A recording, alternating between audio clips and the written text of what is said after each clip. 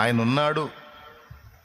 ప్రతికూలతలలో అనుకూలతలు అన్నిటిలో ఆయన ఉన్నాడు. జీవ మరణాలలో కూడా ఆయనే ఉన్నాడు. ఆయనకు ఎరుక లేకుండా ఏది జరగదు. తన చిత్తమే సిద్ధించుగాక అని ఆయన మీద ఆనుకోండి. అప్పుడు ప్రవేశిస్తుంది విశ్రాంతి నీలోనికి. ఒకటే నువ్వు ఆధారం చేసుకో, ఆయన నిన్ను ప్రేమించుచున్నాడు, అంతే.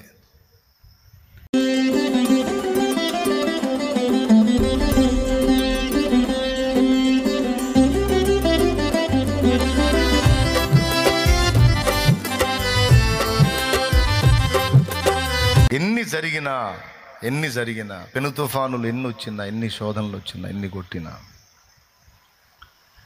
నా విశ్రాంతి డ్యామేజ్ అవ్వలేదు, నా ప్రశాంతత భంగం కాలేదు. కారణం, ధోనిలో యేసున్నాడు, నేను ఆయనతో ఉన్నాను, ఆయన నాతో ఉన్నాడు.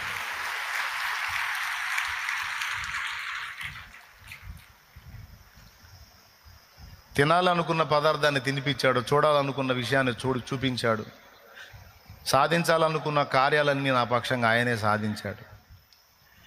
ఇక దేని గురించి కూడా నేను జుట్టు పీక్కునే పరిస్థితి లేదు. నాకు ఒక నమ్మకమైన ప్రియుడు, ప్రాణప్రియుడు దొరికాడు. ఆయనను నేను కాస్తో కూస్తో ఎరుగుదును. ఈరోజు మీకు చెప్తుంది ఏంటంటే, మీరు ఎరుగుదురా? మిమ్మల్ని పిలిచిన వానిని, మీకు తోడై ఉన్న వానిని, తన రక్తంతో మిమ్మల్ని కడిగిన వానిని మీరు ఎరుగుదురా? ఆయన మీద ఆనుకోవటం అనేది మీరు చేశారా? చేస్తే 23 ఏళ్ళుగా నేను అనుభవించిన విశ్రాంతి, సంతోషం, ఆనందం, ప్రశాంతత మీరు కూడా అనుభవిస్తూ ఉండాలి. మరి ఎంతమంది అనుభవిస్తున్నారో, ఎంతమంది అనుభవించట్లేదో మీరే ఆలోచించుకోండి. సమస్యలనే కామన్, నీకు నాకు అందరికీ. అయినా ఎన్నొచ్చినా చెరగని చిరునవ్వు, హృదయములో విశ్రాంతి. ఎవని మనస్సు నీ మీద ఆనుకొనునో, ఎవని హృదయము నీ మీద ఆనుకొనునో వానిని పూర్ణ శాంతి గలవానిగా నీవు చేయుదువు. ఎలయనగా అతడు నీ యందు విశ్వాసం ఉంచి ఉన్నాడు. అది ఆయన ఉన్నాడు. ప్రతికూలతలలో అనుకూలతలు అన్నిటిలో ఆయన ఉన్నాడు. జీవ మరణాలలో కూడా ఆయనే ఉన్నాడు. ఆయనకు ఎరుక లేకుండా ఏది జరగదు. తన చిత్తమే సిద్ధించుగాక అని ఆయన మీద ఆనుకోండి. అప్పుడు ప్రవేశిస్తుంది విశ్రాంతి నీలోనికి. ఒకటే నువ్వు ఆధారం చేసుకో, ఆయన నిన్ను ప్రేమించుచున్నాడు, అంతే. ఆయన నిన్ను ప్రేమించుచున్నాడు. ఏది చేసినా అది ప్రేమలో భాగమే, అంతే. ఆఖరికి జీవమరణంతో సహా ఏది చేసినా అది లవ్లో భాగమే, అంతే. అది నమ్ము, రూఢిగా నమ్ము, ఇంకెళ్ళిపో ముందుకి. ఇక ఏ కలవరం పెట్టుకోవద్దు. ఆయన నిన్ను లవ్ చేస్తున్నాడని నీకు తెలుసు కదా. పరిపూర్ణమైన ప్రేమతో నా తండ్రి, నా ప్రభు నిన్ను ప్రేమిస్తున్నాడు, అంతే. అదొక్కటి గుండెల్లో పెట్టుకో.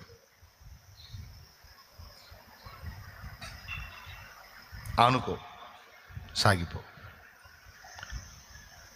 ఫస్ట్ నాకు ఏదన్నా సమస్య వచ్చినప్పుడు, టెన్షన్ వచ్చినా తర్వాత ధైర్యం ఎలా తెచ్చుకుంటానో తెలుసా? నన్ను ప్రేమిస్తున్నాడు కదా ఆయన, నన్ను ప్రేమించేవాడు కూడా నాకున్నాడు కదా, ఆయన చూసుకుంటాడులే. నేను వదిలిన ఆయన వదలడు, ఆయన చూసుకుంటాడులే, ఉన్నాడుగా అని నమ్మి ఆధారపడి ఆనుకున్నందున ఆయన కదలాతయింది, కార్యం చేయతయింది, అది నేను చూడతయింది. కొంతమంది ఏమో వాళ్ళే మోస్తుంటారు బరువు. నమ్ముతున్నామని ప్రభువుని అంటారు కానీ నమ్మరు. బరువు అంతా వాళ్ళ మీద పెట్టుకొని మోస్తారు. వాళ్ళకి విశ్రాంతి దొరకదు. కలవరమే, బతుకంతా కలవరమే. ఎందుకంటే బరువు వేసి, ఆయన మీద బరువు వేసి బతకటం నేర్చుకోవాలా. నేను చెప్పినప్పుడు, వాక్యంలో విన్నప్పుడు ఈ బరువు ఆయన చేతి అప్పు చెప్తారు. ప్రభా ఇక నువ్వే చూసుకోను ఆయన, ఇక నేనేం ఆలోచించను ప్రభా, నీకే స్తోత్రం, ఇచ్చేసాపో అంటారు. మళ్ళీ ఇంటికి పోయేటప్పుడు, ప్రభా నువ్వు ఏడ మొత్తాలేనా ఆయన అని వాళ్ళే తీసుకుపోతాడు. నువ్వు ఏడ మొత్తాలేనా ఇంతమంది బాధ అని మళ్ళీ వాళ్ళని ఎత్తిన పెట్టుకున్నాడు. పిచ్చోళ్ళు. నువ్వు ఆయన మీద మోపక మునుపు బరువు నీ మీదే ఉంటుంది. నువ్వు పూర్తిగా ఆయన మీద మోపినప్పుడే నీకు విశ్రాంతి దొరికిద్ది. కార్యం కూడా అప్పుడే జరిగిద్ది. నువ్వు మోపక మునుపు నీ బరువు ఆయన మోయాతి కాదు, నువ్వు మోపి చూడు, అప్పుడు నీకు విశ్రాంతి దొరికిద్ది, కార్యం కూడా జరిగిద్ది. ఎక్కువ శాతం బరువు భుజానేసుకొని మోసేది పురుషుడు, కుటుంబ బాధ్యత. అందుకే చెప్తున్నా, ముఖ్యంగా పురుషుడే దేవునికి కనెక్ట్ అవ్వాలి. పురుషుడు దేవునికి కనెక్ట్ అవ్వాలి. ఏ దినములో అంటే బాల్య దినముల నుంచే దేవునికి కనెక్ట్ అవ్వాలి. అవ్వండి, ఆ విధంగా అనుకోండి ఆయన మీద, ఆ తర్వాత చూడండి. నేను ఆయన మీదే ఆధారపడ్డాను అన్నయ్య అంటే నేను చెప్తున్నా, నిజంగా ఆధారపడితే నువ్వు టెన్షన్ పడవు, నిజంగా ఆధారపడితే గందరగోళ పడవు, విశ్రాంతిలో ఉంటావు, రిలాక్స్లో ఉంటావు. నిన్ను చూసిన చుట్టుపక్కల వాళ్ళు ఆందోళన పడటమే కానీ నువ్వు కదలవు. దేవునికి స్తోత్రం. ఇదే సాక్ష్యం. నీ ముఖంలో చిరునవ్వు చెరగదు, తిండి మానుకోవు, నిద్ర మానుకోవు, హ్యాపీగా ఉంటావు, టైంకి ఆహారం తీసుకుంటావు, టైంకి హాయిగా పండుకుంటావు. ఏలయనగా నీవు నా ప్రభు మీద అనుకున్నావు. ఆయనకి ఇష్టం లేనివి మానేశావు. ఆయన చేయమన్న మార్గాల్లో, ఆ నడవమన్న మార్గాల్లో, చేయమన్న కార్యాల్లో నువ్వు కొనసాగుతున్నావు. అదొక్కటే నువ్వు బ్యాలెన్స్ చూసుకున్నావు. ఆయన మీద ఆనుకున్నావు, ఆయన మీద భారం వేసావు, వదిలేసావు, అంతే. ఆయన చూసుకుంటాడు. ఎంత రిస్క్ వచ్చినా, ఎంత ఒత్తిడి వచ్చినా నేను నేర్చుకుంది ఒకటే, వచ్చిందా ఇదేదో మనకు కొంచెం టెన్షన్ పుట్టిస్తుందని చెప్పి అనుకుంటే నేరుగా లేచి ఏకాంతానికి వెళ్ళిపోయి నాకు మైండ్ ప్రశాంతత వచ్చిందాక ప్రార్థనలు అక్కడే కూర్చొని, దేవా నువ్వు చూడు, నాకు తెలియదు, నాకు తెలియదు, నేను చక్కబెట్టలేను, అది నా వల్ల కాదు, నువ్వే అని అప్పచెప్పుకొని నాకు ఓకే రీచ్ అయింది, ఆన్సర్ వచ్చింది అని నిశ్చయిత కలిగిందా కూర్చుంటాడే. ఇప్పుడు మనం ఎవరినన్నా అప్పడిగామండి, 11ంటికి రా అన్నారు, మనం పోయేసరికి వాళ్ళకి ఏదో చుట్టాలు వచ్చారు. మరి వాళ్ళకి చుట్టాలు ఎక్కువ, మనకు డబ్బులు ఎక్కువ. వాళ్ళు చుట్టాలే కదా, వాళ్ళతో మీటింగ్ వేశారు. మనం పోయి కనపడా వచ్చావా, కొద్దిగా బంధువులు వచ్చారు, ఒక్క నిమిషం అలా సరే కూర్చున్నాం, చెట్టు కింద కూర్చున్నాం. వాడు సాయంత్రానికి వచ్చినా సరే కూర్చుంటాంగా, మన అవసరం. మనిషి కోసమే అంత చెడు కనిపెట్టినప్పుడు దేవుడి కోసం ఇంకెంత కనిపెట్టుకోవాలి. పోయి కూర్చుంటా అంతే. నాకు తెలిసింది అదే, మీకు కూడా అదే చెప్తున్నా. ఏదైనా నీకు ప్రెజర్ అనిపిస్తే, ఒత్తిడి అనిపిస్తే అన్నీ పక్కన పెట్టిపోయి కూర్చో ఆయన దగ్గర, అంతే. ఆకలి అయితే తిను, ఆకలి కూడా కాకపోతే అంత నువ్వు కూర్చో. నాకు తెలియదు, నువ్వు కదిలితేనే అక్కడ కార్యం అని కూర్చో. చూడు దేవుని కార్యం ఎలా జరిగిద్దో చూడు. అట్లా ఒకటొకటి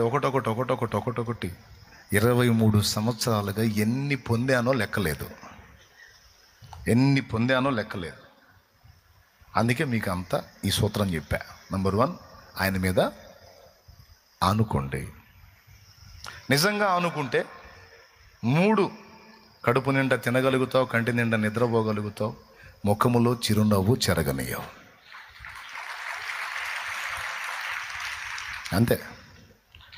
ఆనుకోకుండా చర్చికి వచ్చి పోతా దేవుని మీద ఆనుకోవటం అనేది నువ్వు సాధన చేయలేదనుకో, తిండి పట్టదు, నిద్ర పట్టదు,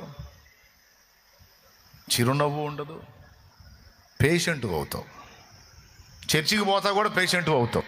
అందరికీ చర్చికి పోతే రోగాలు తగ్గుతుంటే నీకు రోగం పెరుగుతుంటుంది. ఎందుకంటే నువ్వు ఆధారపడలేదుగా. చివరికి ఆధార్ కార్డు పట్టుకొని ఆసుపత్రికి పోవాల్సి వచ్చింది. 2 కార్డులు, ఆరోగ్యశ్రీ అని ఆధార్ కార్డు 2 తీసుకొని. ఇట్టొద్దు అనుకుంటే నా మాట విను. నేనేం తమిళం చెప్పట్లా, మలయాళం చెప్పట్లా, కన్నడం అంతకన్నా చెప్పట్లా. అచ్చ తెలుగులో సామాన్యమైన చదువు లేనివాడు కూడా అర్థమయ్యేటట్టు చెప్తున్నా. నేను ఇంత క్లియర్గా చెప్పినా కూడా అర్థం కాకపోతే నీ కర్మ, నేను చేయగలిగింది ఏమి లేదు. లేదన్నా నాకు అర్థమైంది, నేను ఆధారపడతానన్నా, ఇప్పటికి అదే చేస్తున్నానన్నా అంటే ఇంకంతే కొనసాగు. ఆధారపడకపోతే ఇక నుంచి ఆధారపడు. దేవుడు నీకు సహాయం చేయను గాక.